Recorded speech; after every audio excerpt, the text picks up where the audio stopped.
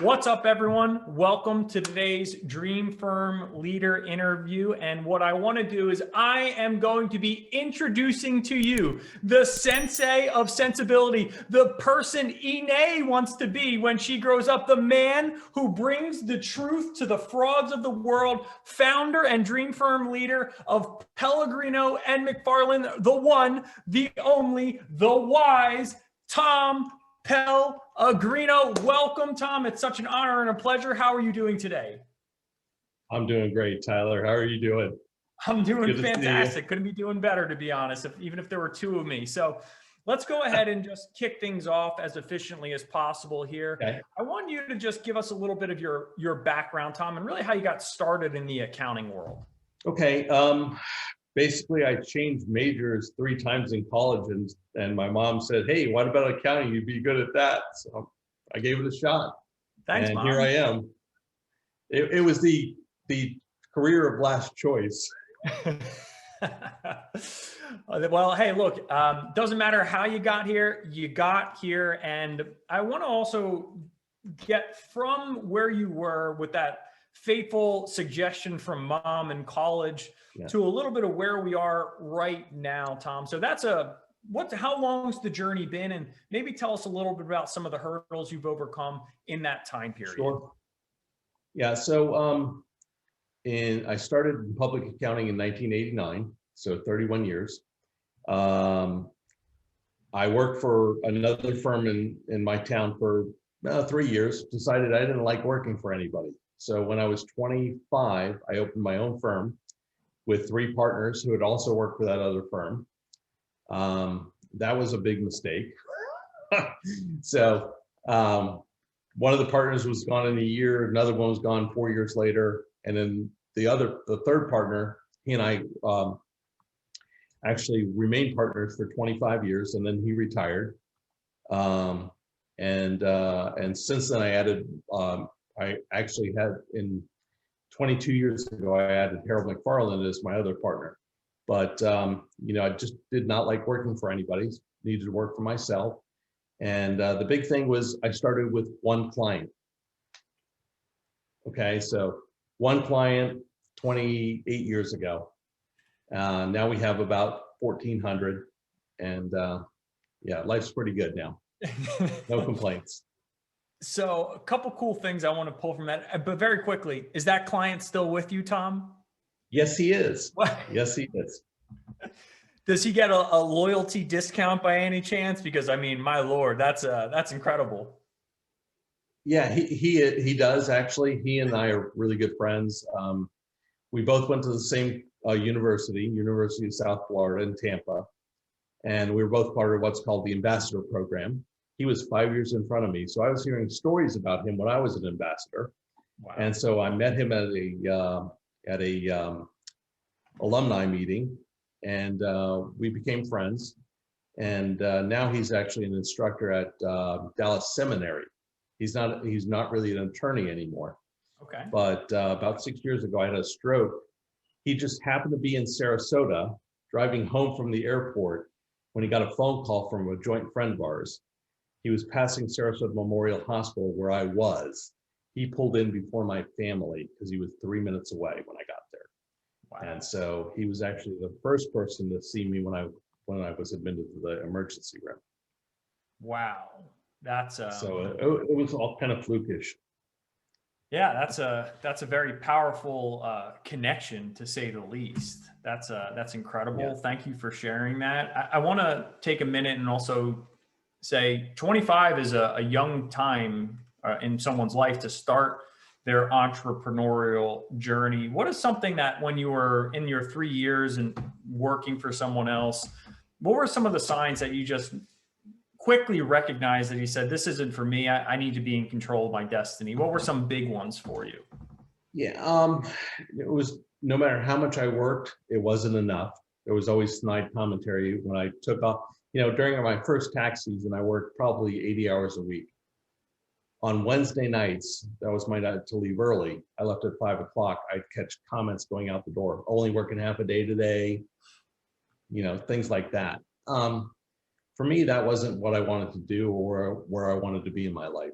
I knew I wanted that family was very important to me, and I wanted my office to be a place where family was very important to everybody here. I wanted to know my employees to know that their family time would be important and that their physical well-being was important.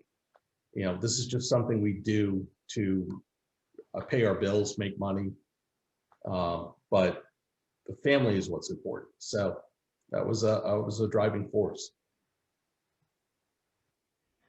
And that's fantastic to hear from the standpoint that we saw something, we recognized what's wrong with it, and we didn't repeat those mistakes. I was going to make a joke, so I said, "Hey, what you say when your team member walked out the door last Friday, right?" And it was probably like, "Have a fantastic weekend," right?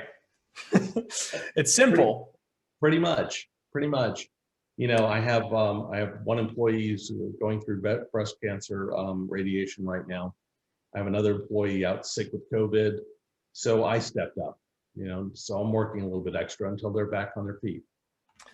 It's important to display leadership, and I know Tom has that in spades. I want to just pull one other thing that you shared when we talked about your accounting experience and being able to kind of get to where we are today, and really where you started, where you had multiple partners, a man who successfully had partners. I think a lot of people, myself included, have been in bad partnerships.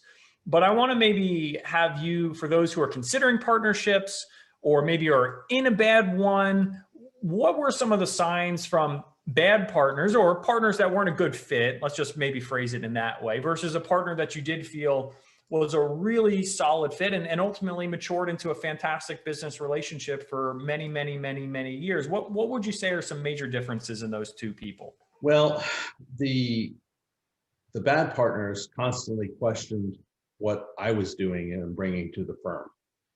The good partner was constantly questioning what he was doing and bringing to the firm. And that's a big key.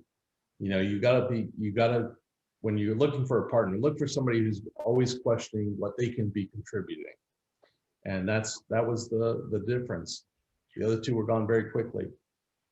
The simplicity in that answer is absurdly powerful. The difference between outward projection versus looking inward. If you have partners that are constantly pushing you as opposed to pushing themselves, man, what a fantastic way to just understand whether it's a good fit or not. I know some people, there's got to be, of course, cohesion.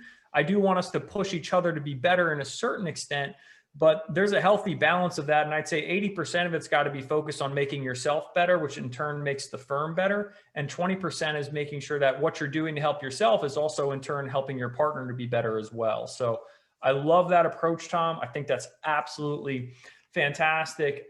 Now, something that may not be clear to everyone who's listening right now is you don't just run an accounting firm. Am I correct? That's correct. That's correct.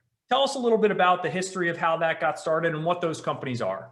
So when I was in public accounting, about 5 years after I opened my own firm, one of my clients came to me and said, "Hey, I'm suing my ex-employer for letting me go and breaching contract. Could you testify?" I'm like, "Sure, I've never done it before, but I'll give it a shot." And so what I found was I really enjoyed it. So that was my first court experience. Okay. So about a year later, I had another partner, Harold McFarland, who he and I have been partners for 23 years now.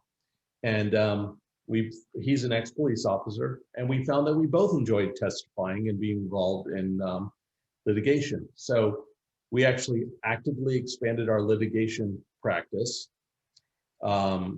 We currently take on about 40 cases a year. We do criminal and civil litigation. But what we found was, as CPAs, you can only follow money to the edge of the corporation. So if an employee steals money from a company, you can follow the money to the edge of the company when the employee steals it, but you can't gather proof that the employee actually then went out and spent the money. So we got our private investigation licenses, which is not that easy for CPAs. But because my partner was an ex-police officer, he found it very easy. So he got his PI license. I got mine shortly thereafter because I've been doing investigative work for a long time. And so we are two of only 3 CPAs in Florida that are also private investigators. So we will work fraud investigations. We also do a lot of computer forensic work. So we have a pretty broad base of litigation support we do. So we've testified civil or state and federal level as well. That's so cool to hear about. We had an experience in which you enjoyed it. You got a little bit of a taste of what we'll just refer to as like court life. And from that, you pulled on that thread. And by extension, you met someone who shared similar ambitions. Harold, am I correct? Just right. Yeah. Harold came through that experience. And from there, you were able to build that into a service model that created tremendous separation in the market and gave you a very unique value proposition. Is that a safe way of summarizing what you just said? That is, exactly. So my recommendation would be, if there's an area of practice you really enjoy, see how you can expand that area of practice and separate yourselves from everybody else.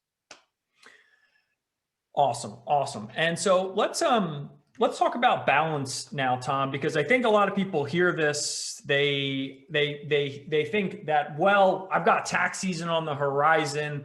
Tom is not only running a high profile firm in Florida that does legal work, private investigation work, data security, and then all of the normal accounting, bookkeeping, and tax functions. I think a lot of people hear that and they go, how is that possible? How? Well, we actually limit our tax practice. We try not to get too big. We don't take just any 1040. Mostly we take businesses and then the owners for tax practice. That way we're doing more work for them and with fewer clients, management, advisory services, and so forth. That allows us to handle the court cases when they come in. We also have a staff of 13. It's not just me and Harold and 1 or 2 other people. So my job literally is to go out and get clients, to run the firm, to market, and to guide people while they're working on various projects. I don't spend a lot of, I don't do a lot of work myself.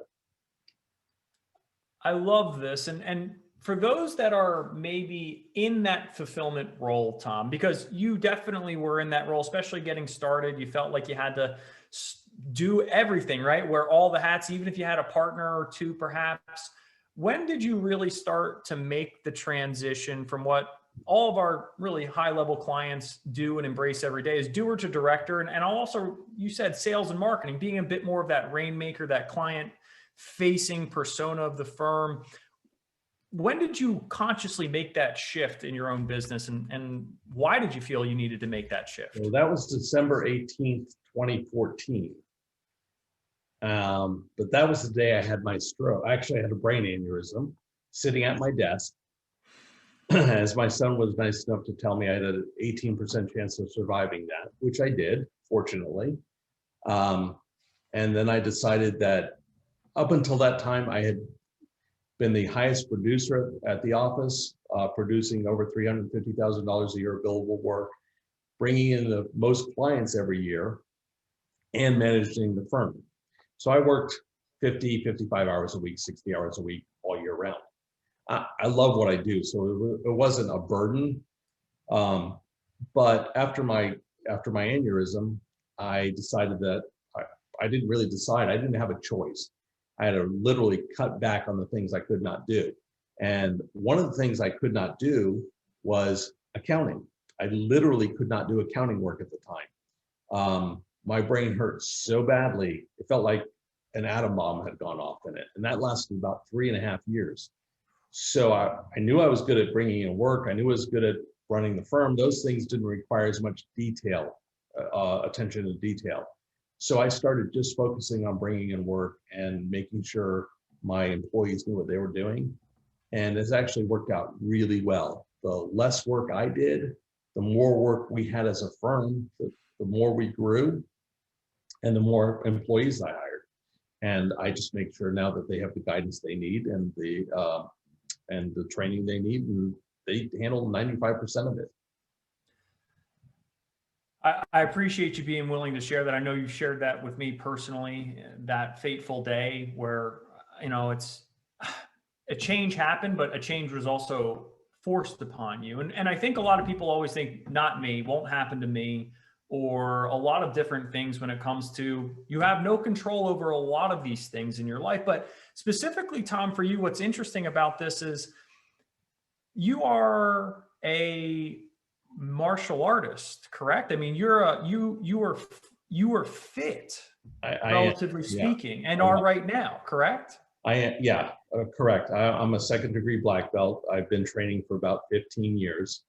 I had just taken my black belt exam 3 years prior, which most people, when they hear black belt exam, they figure an hour. Ours was 3 days long, 16 hours a day for 3 days.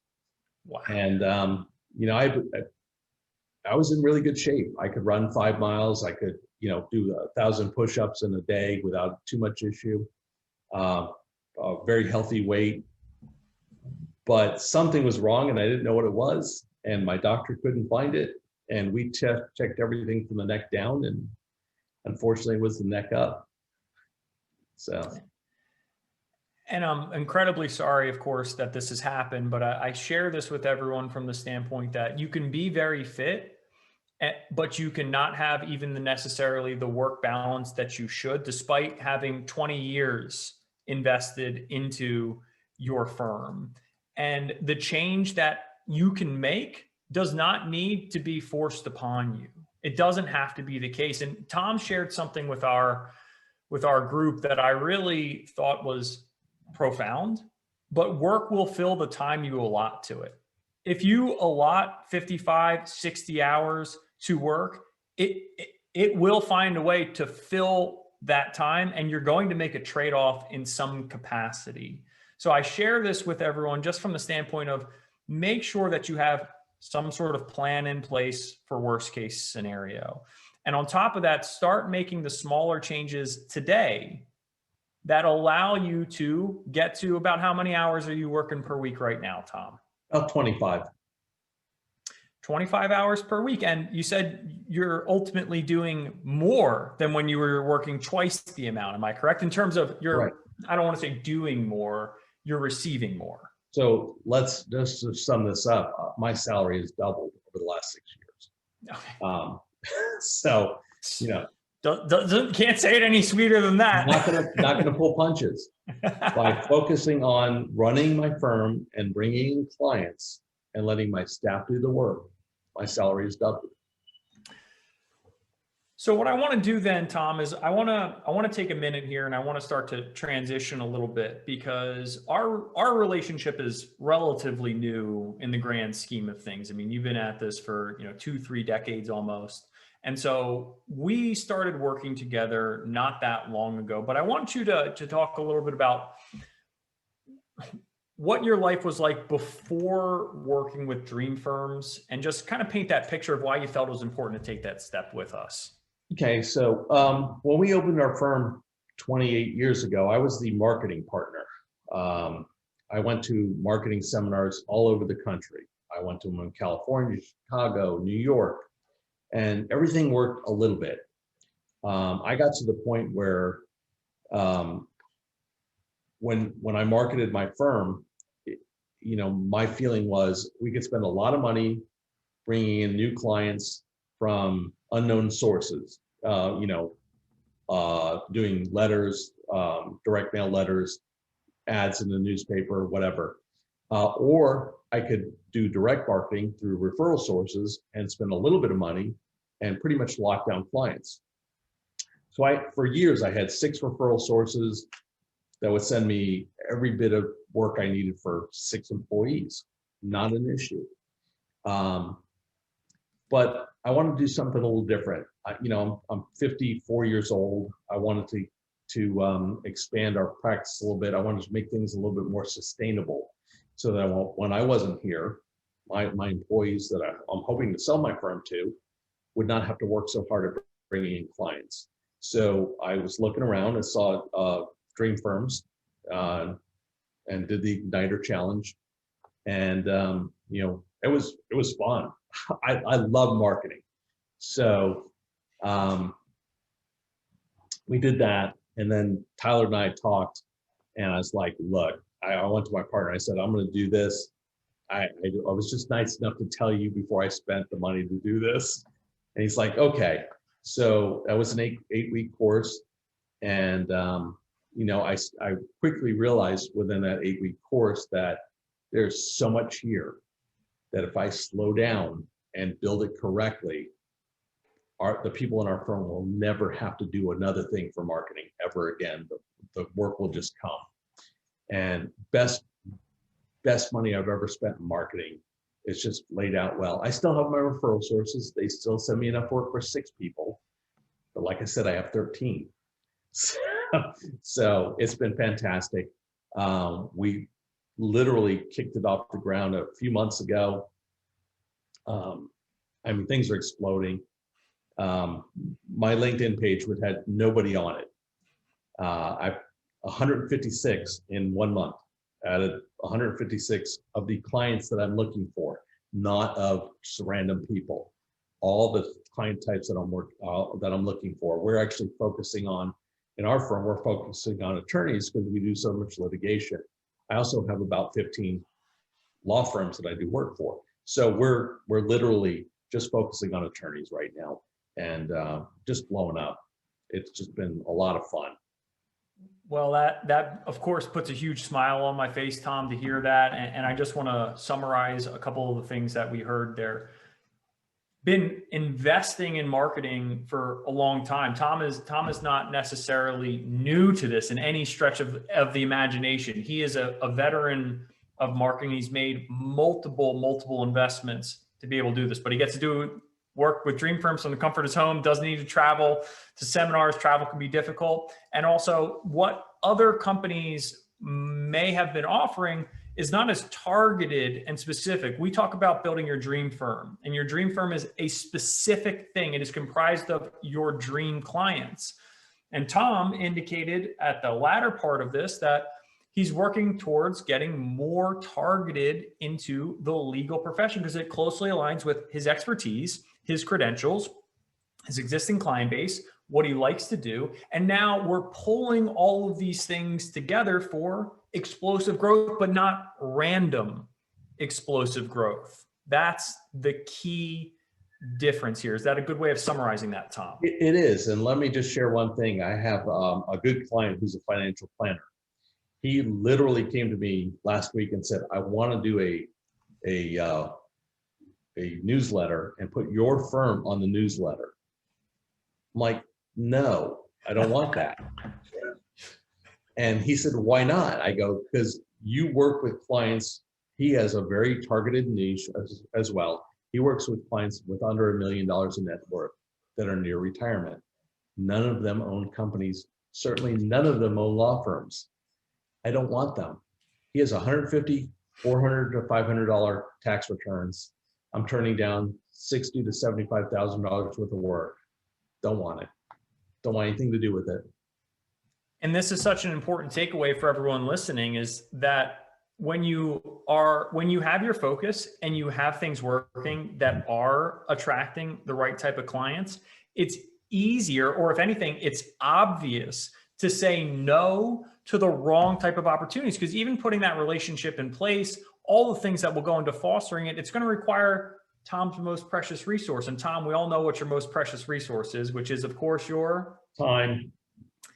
And that time can be better dedicated to building the family of the firm up, attracting the right type of clients. And yes, we're not neglecting referral relationships and partnerships, but we want to expand them that ultimately have the right type of referrals to send your way. Because the last thing you need is to gunk up your fulfillment systems with the wrong clients.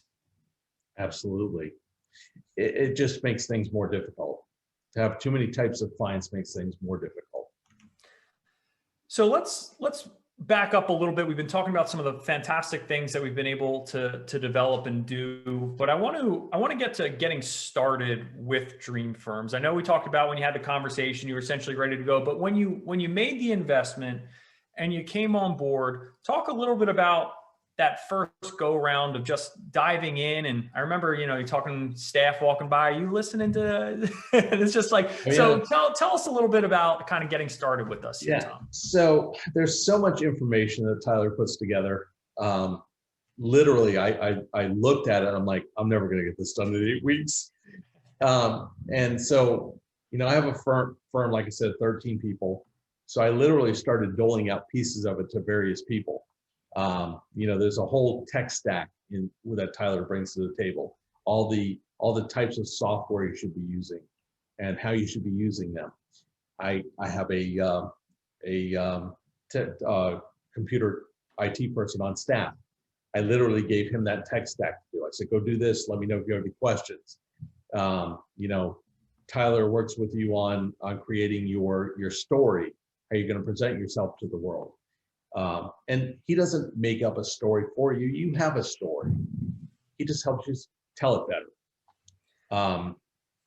So, there's so much information. You can't possibly implement it all within even a year. I've been at this, I think we signed up in April, so 9 months now. And we've implemented maybe 50%, but we're doing it slowly and we're doing it well. And so we'll never have to rebuild anything. We're just putting our systems in place, and it's all about systems. It's all about creating systems to make things virtually. You don't even have to watch them. You just got to pay a little bit of attention. They take care of themselves once you set them up right. So very, very difficult, lot of information, but if you do it systematically, well worth the effort. I love that answer, Tom. And the one thing that a lot of my clients will bring up, just as you have, is that I will create very fundamental questions that need to be answered. And for them to be answered, it takes some time. And I like to say, would you rather be in the kiddie pool where it's shallow, or would you rather have some depth? And Tom is someone who understands the importance of depth and building things the right way. But there's one thing that I would like to potentially key in on from the perspective of your firm, Tom, where essentially you came onto a group coaching call and you said, hey, we're 4 weeks into this. And there was significant growth within those 4 weeks. But I think what a lot of people don't necessarily realize about that was that growth from new sources, or was that growth from existing sources and potentially treating and handling those relationships a little bit differently? What was that like? The initial growth was from existing clients. It was how we handle those clients, how we had a lot of clients that we saw once a year, maybe twice a year. Maybe we billed them $500, maybe $750. I sat down with some of my clients who have been with me a really long time, and I said, hey, how would you like a relationship where I charge you a flat fee every month, and you guys could call me anytime you wanted. You could come in 4, 6, 8, 12 times a year, and we could talk about anything and everything. Every single one of those clients said, absolutely. The only thing that has stopped me calling you is I was never sure when I was going to get a bill. But if I know I pay you a certain amount every month and you're available and I don't have to worry about getting a charge for it. And they don't call me that much more often. They really don't. We have our meetings once a quarter, once every 2 months, once a month. I'm now an integral part of their team. I actually had an attorney come down and ask me about firing somebody. Should I fire this person? And so we went upstairs and we let her go. But I don't mean to laugh. I'm just laughing because someone came to you for that, which sounds like so outside the bounds of the scope of what you'd expect your accounting professional to do. It's sad someone was let go, of course, but just more of like the situation itself and the amount of trust they put into you to have that hard conversation together is just fantastic. Your clients already trust you. That's what CPAs need to understand. They trust you. You give them latitude to work with you more, they will gladly write you those checks because they want a partner in business who understands finance. They don't. If they did, they wouldn't be your clients. perfectly stated, Tom. And this to me, when we say low hanging fruit, when we talk about opportunities that are right in front of us, but we overlook, the most obvious one is your existing client base, should you have one. And should you have one, to Tom's point, clients want more. So you need to offer more, and you have to structure it in a way that makes it feel like, I like to say, you're a non-equitable partner in the growth of their business. Yes. A non-equitable partner in the growth of their business. Now, how many people have that? Not many, but Tom's bringing that to the table, and that trust that is being built, it's being capitalized on, not only from a, okay, we're increasing the level the investment makes in our client. Like, I know Tom doesn't care a ton about that, right? It's just what allows that for them to access a higher degree of expertise, trust, and care from Tom himself, which is immeasurable value. And I ask that everyone listening to this just takes that from this call. Your clients want more. You can offer more. You can make it irresistible. And if you follow ultimately what Tom and Dream Firms is bringing to the table, it's going to make that process a heck of a lot easier. Yeah, and the other thing, Tyler, is most accountants don't understand. Clients don't care that we offer audits, reviews, and compilations. Could care less. They want our advice. They want to sit down with you and pick your brain about certain things. Let them. Don't tell them what you offer. Let them ask their questions. See what's bothering them, and they will be your clients forever. I go because you don't want to hurt the psychology of a lot of people, but it's true. Like it's a truth that is hard for a lot of people to hear, where it's like you could say 1099, 1040, W-2, 10, any number combination in the world. They don't care. I'm sorry. They don't care. It's confusing. And the analogy I love to make, or the story I love to tell, and I used to do this in my firm, is accounting is the language of business. It's a famous Warren Buffett quote. But no business owners can speak that language. It's like if you drop them into China and they don't speak a lick of Mandarin, do you think they're going to have a good time? Of course not. They're going to have an awful time because they don't speak the language. But if they have a guide who knows the lay of the land, that they build a nice relationship with, that shows them key phrases, that lets them have, how much better of a time are you going to have in that foreign country? You're going to have a fantastic time. You're going to create an unbelievable experience. And it starts with having the relationship with the person who speaks the language. And then you get to pick their brain. That's what this is all about. So I want to just progress a little bit further here. We've got 20 minutes left, and I just want to, I know we've got questions streaming in. I can see them. So if you want to get a question into Tom, we're going to save about 10 minutes at the end here. So I just want to, when people, there's so much that we do from what the Create Your Dream Firm program has to offer, but what's the thing you find enjoying the most, Tom? I just like watching the successes build on themselves. Just trying things that you're not sure will work, you never tried before, and going, oh wow, that works. Oh wow, that works. And just literally seeing them stack on top of each other. I love opening my email every day now and seeing the number of attorneys who have joined. I literally have people who want to work with attorneys now. And I deny them. I'm like, no, you build your own LinkedIn group. This is mine for attorneys where they can feel safe. So I will totally deny anybody who's not an attorney from getting in my group. I love it. And I think that the main takeaway there is wins stack on top of each other. Whether you're day one, like Tom was 25 years ago, you got to get that one win. But once you get it, the key is how do you create more of them, and how do you increase the speed at which you get them?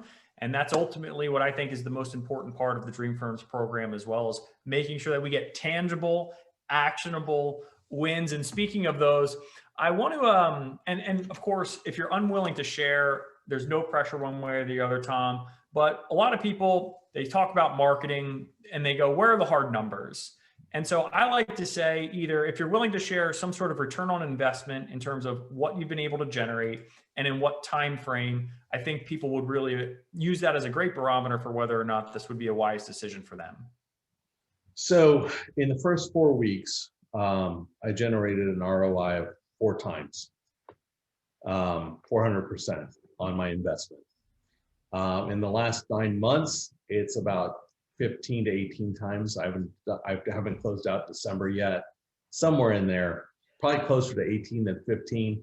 And I'm sitting on 6 client interviews this week and early next week that could add another $200,000 to that. So yeah, a pretty good return on investment. I swear I need the mic drop. I need the mic to just drop it. I need the prop. I'm going to get it because, wow, Tom, needless to say, I always want to make sure that's on you at the end of the day. As much as I'd love to claim any form of credit from that, that's on you and your willingness to implement and bring what we have and bring it out into the market. And the fact that you've been, again, you're just that type of person who's going to keep implementing and getting wins. So that's fantastic to hear. Thank you for sharing. The tools are all there, though. I didn't have to make any of the tools up. It was just looking at the way you structured things and saying, okay, let's try offering these services to our clients. Let's try making them monthly clients instead of annual clients. Let's try going after just law firms. Let's try offering CFO services to people on a monthly basis or quarterly basis. I got a brand new food truck client that referred to me, brand new client. $400 a month. They hadn't even opened their doors yet. Strike the check, $400 a month. And so many people hear that and they go, $400 a month for a startup? How's that even possible, Tom? But it starts with having the systems in place that build trust on the front end and the way you structure an offer that makes it irresistible for the person who's hearing it. The fact that they want the information that CPAs have, they're very willing to pay for it. Yes. Just please, if you just take one thing from this conversation, it's just like people are willing to pay for the expertise that you have spent your life accumulating. Don't take it for granted and certainly don't underprice it. Yeah. Last couple of questions here. What would you say to someone considering our firm's services right now, Tom? You know how I feel about you, Tyler. Best money you'll spend. Best money you'll spend. All right, we'll leave it at that. And I guess just to build from that, why do you consider this some of the best money you've ever spent or the best money you've ever spent? Why do you feel that way? Okay, because it's all laid out. You just got to put in the effort. You don't have to create anything. You don't have to think of anything. You don't have to come up with any new ideas. Just take what's laid out in front of you. And Tyler's put it all together. And he should, and it's so easy. All you got to do is take one step at a time. And some of the things are outside your comfort zone, like writing copy. Tyler will walk you through that. You don't have to be a great copywriter. You don't have to be a great headline maker. You don't have to be a great anything. You don't have to be a great tech person. It's all laid out on how to do it. And so if you and you're on this call, so clearly you're looking. So if you're looking and you're willing to take that effort, spend the money, spend an hour a day, even in tax season, spend an hour a day, because the revenue decrease you get this year will add up to tenfold the revenue next year, or start in April 16th. I know most of you have that day off. I do. and just start, because if you put the effort in, you're going to get there. That's why I like this better than anything. It was just easy to follow. The only thing that breaks my heart the only thing that really ever breaks my heart is when someone says, I just wish I had started the first time I had spoken to you and learned about this, because all I did was lose however many months or years of what I could have been growing at the rate that I am. And I think Tom spoke to that absolutely perfectly. So please don't break my heart, anyone who's listening to this. And thank you for sharing that, Tom. So what surprised you the most when it came to growing your firm? What surprised me the most? What's funny, nothing really, because like I said, I've been marketing my whole life and I always got results. The first marketing program I did was sending direct work, 162 new clients from a direct mail piece. That was back in the 90s. They don't work anymore. But I was expecting good things. But once I opened the package, I could see where they were going to come from. I think probably the biggest surprise was the great group of accountants I get to work with every week from all over the country that aren't in competition with each other, but are working together to build better firms. None of us compete. None. No, and it's such a great point. And I think a lot of people listening who might have listened 2 weeks or 2 or 3 weeks ago to Ine, when Ine is also targeting law firms, Tom's targeting law firms, they're a part of the same program. And people might be like, well, wait a minute, what's going on here? Like, is there overlap or, is there cat fights? And it's like, no, if anything, Ine and Tom, they love each other. They know they're not in competition with each other. The market is enormous. And ultimately, you're always in competition with yourself. But if you're in a like-minded group of people who all understand that and are all working to make things easier and better and simpler for each other, I agree. I think that surprised me the most as well, Tom. I had some hesitations about group environment in general, but it's just a testament to you guys and what you are as entrepreneurs and the character that you have. So last question. Last question. And I think this is true. Again, I'm not, how close are you to winning your first Dream Firm Award, which again is $100,000 in new business building collected from the time you sign up to the program? Have you already passed that, Tom? I'm not even sure. Oh, yeah. I'm 1.5 times that. Okay, well, that's news to me. So what's up? Welcome to the Dream Firm Award winner club category. We don't have anything like too crazy yet. I'm going to make sure you get your award, but that's a fantastic milestone, Tom. Congratulations to you. And let's go ahead and I've got about a little less than 15 minutes. Joe wants to know, when did you become certified for fraud? And do you think that certification has helped you land higher paying clients? Great question, Joe. So I got my certified fraud examiner certificate probably about 12 years ago, and it definitely helps in marketing, period. Whenever I apply for an audit or go to court, listed amongst my certifications, it just adds to a great resume, and people definitely want that extra tag on it. So, but whenever I have an audit that's related to somebody stealing money, I get the job every time. Nobody else, very few other, and I don't get the AICPA certified fraud examiner. The American, I forget what, Association of Certified Fraud Examiners, ACFE, is the tag I got. Excellent. Well, that's very interesting to hear. So safe to say that it does help land higher paying clients then, yes? Okay. Yes. Fantastic. I've got a question from Tiffany. She says, I struggle with managing one company. What's your secret, especially with tax season? I don't work tax season. It's very easy. Again, I like managing companies. It's what I do best. I'm a big picture person, so managing companies is great. Just, a lot specific time to them every day, and everything will get taken care of. An hour a day is really all it takes for time, and that's the best time you'll spend, not billing clients, but managing your companies. High level director mentality, time blocking, making sure that he can be the manager as opposed doer, not the doer, the director of his firm. I love that. That's absolutely awesome. And then, well, I want to maybe just key in from something from Tiffany there, especially with tax season, because a lot of people I like to refer to this as the myth of tax season.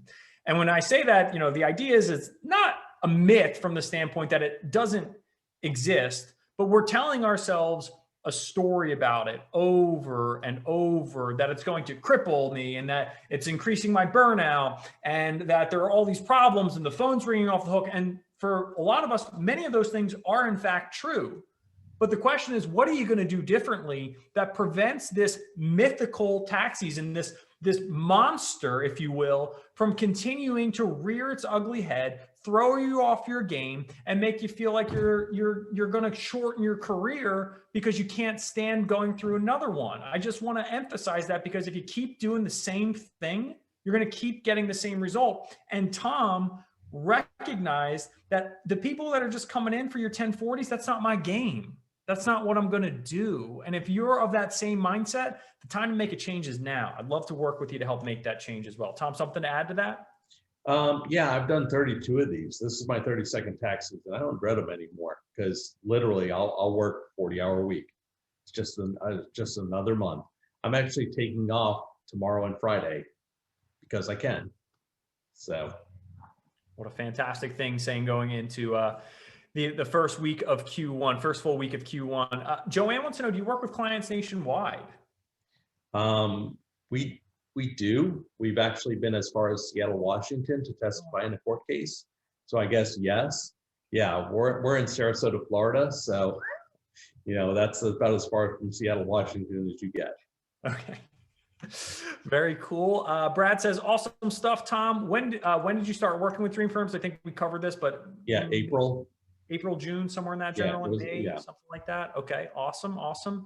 Alan says, congrats on the growth, Tom. Sandra says, how did you get your first law firm as a client? I'm struggling to get one right now. And you told us a little bit about that, but how did you really get them on board, Tom? Okay, so my first client was a law firm. So it was a solo attorney. But if it's somebody, the best way to get them is by getting to know them. The best way to get any clients is by getting to know them. When they come in for an interview or when you're speaking with them, don't tell them what you can do. Ask them why they're there. Always ask client. First question out of my mouth. Why are you here? How can I help you? Tell me about what your problems are. Something along those lines. And just shut up and let them talk for as long as they want to. Half an hour, 45 minutes, an hour. And lawyers love to talk, right, Tom? Absolutely. Well, absolutely. Yeah. They love to be late too, by the way. Plan on meeting with them later than you think they're going to meet with you. I think that's such a good takeaway, because if you're fiercely curious, whether it's law firms, someone else, you're ultimately showing that you care about that person. And I don't care what type of profession they have. That's a shared trait of all humanity. And the other thing that I'll take away from that is just a very small lesson, is that the message that you share when you're in that one-on-one conversation is about them. And the message that you want to share, whether it's copywriting, whether it's what you're doing on social, it's still the same thing. If you find yourself writing me, I, we a lot, guess what you're forgetting? You and your. That's fundamentally what matters the most when someone's ultimately giving you the time of day to listen to what you have to offer and your message. So great point there, Tom. I absolutely love that. Nathan says, when is the next opening for your program? I tried to join, but it was booked up. Nathan, so yeah, we're always at capacity, but the only way to join is now to be able to make sure that you save your future start date. I'm sure whoever you spoke with would have let you know about that, but don't wait any longer, because you're just going to push further and further out into that mythical tax season. I've got Nathan also says, gotcha now. We'll book a call. Link, please. It's in the Zoom. I'm sure Maureen's going to drop it on the Facebook as well. Carmen says, can you explain how the $50,000 annualized billing guarantee works? Now, Carmen, I don't know if you've had a chance to speak with either myself or one of the Dream Firm advisors that helps you make an informed and powerful decision with respect to the program. Might have seen that referenced in an email. But to Tom's point, I mean, he's already smashed that milestone, so I'm not worried about it. I put it in writing because I'm asking you guys for big commitments of time and capital. I know that. And so in order for you to trust me, I want to make sure you know that I've got nothing to be concerned about as long as you do your part. That's effectively the conditions of the guarantee. It's just as long as you implement what's suggested within 120 days and some smaller caveats that you can learn about when you book your call, Carmen. That's it. There's no like, and our contract's so straightforward. It's basically like, we're not here to trick you, right? This, like, it's so straight. Like, this is not legalese. We're not here to trick you into something with like multi 100-page contract. It's like super straightforward.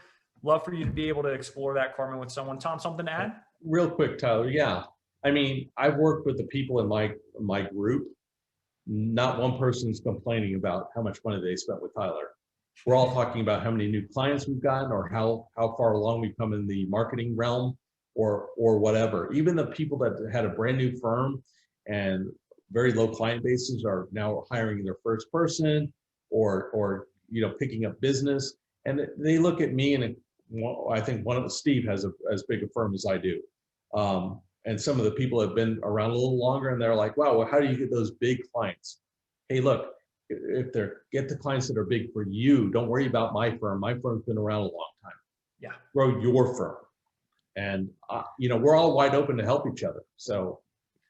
Such an important takeaway, and thank you for that, which is, yeah, we can focus on the cost, but I want us to focus on the return. I want us to think about the investment and what it's capable of delivering back to you that you don't currently have. Does it accelerate you or not? That's the main thing. Like, do you believe this will accelerate you faster than you otherwise would? If you want to Google and guess your way on how to figure this out, please. I mean, I spent tens of thousands of dollars trying to figure this stuff out and thousands of hours testing it. I've got no doubt you guys can do the same. It'll just take you 5 years to a decade to do it. Or you can do it as quickly as Tom and solopreneurs, startups that are going to ultimately shorten the time it takes to reach their growth goals, because they've shortened the time it takes to access the processes and systems that are essentially pre-built for you. Beautiful answer, Tom. Thank you for sharing that. And I know sometimes you say big firm, he's been around for a long time. How's this apply to me? Run your own race. Don't worry about what Tom's got. That's just telling you how great it's going to be when you continue to apply yourself to the same things that he's been applying himself to for quite some time now. Let's see, I know I got to wrap up here. I've got something down on the, Arthur says, what made you decide to open the PI firm? And also, does it often result in business for your accounting practice as well? I think we covered that, but just real quick, Tom. Yeah, we opened the PI firm because of all the litigation support we did. We needed that extra piece. Any accountant who goes beyond the company and tracking money is committing a felony. So don't do it. You need a PI license to do that. And yes, it does result in additional work for us. Beautiful. Joanne says, my husband works with me. Can he go through the program with me? Joanne, 100%, no added investment, up to basically 3 individuals. So you got another partner, whether it's in the business, spouse, whatever, bring them in. We want to make sure that this is a team environment, that everybody's comfortable with the investment. I got a question from Rebecca. With tax season on the horizon, I'm worried about the timing of the program. What's your advice? Tom, not Tyler. She's not asking me for my advice. She trusts you more, Tom. What's your advice? Okay, so if you're locked into tax season and you know it's going to be rough this year, sign up for April 16th. If you think you squeeze an hour a day out, sign up now. I love that. I love that. I love that. Hey, no, we're going to be slammed after tax season, guys, just to come out and say it. And there will be a price increase. I want to say that as well. But if you want to lock in what we've got now post tax season, well, let's just say we're more than happy to make sure that you reserve your start date with us post April 15th. And we've got about 2 minutes left. So just one last quick. Christine, I booked a call for Friday. It's time to move my dream firm. No more delay. I love that mentality, Christine. Thank you for letting us know. And then Rebecca says, cool, thanks. We'll book a call. And I'm just scanning here.